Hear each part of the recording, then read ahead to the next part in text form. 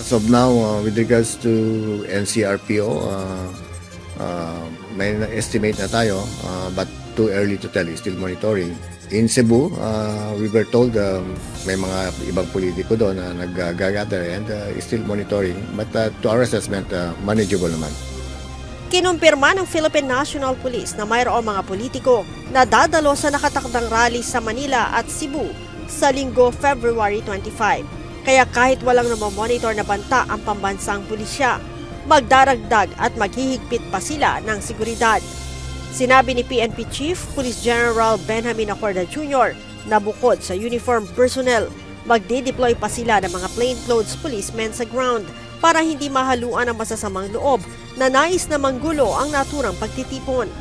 Well, kasama natin yan kasi ayaw natin na may mangyari. Baka mamaya may magsabotahe and we don't want that to happen. What we want is if ever there will be rallies, maximum tolerance tayo and then it will be done peacefully.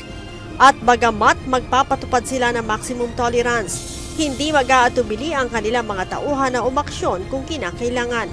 Alam niyo po, ang trabaho naman ng police is to make sure that everything is done in accordance of the law.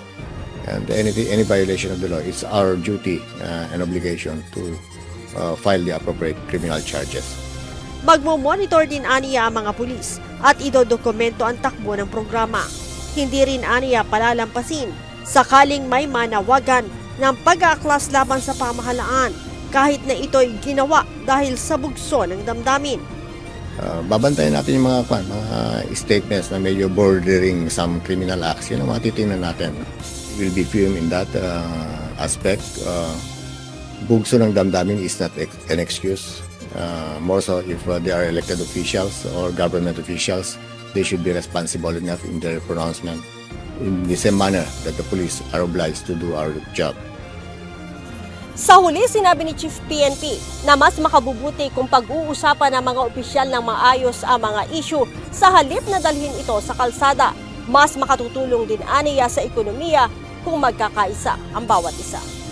Leia Ilagan, UNTV, News and Rescue. Diyos ang aming sandigan, serbisyo publiko ang aming pinahahalagahan.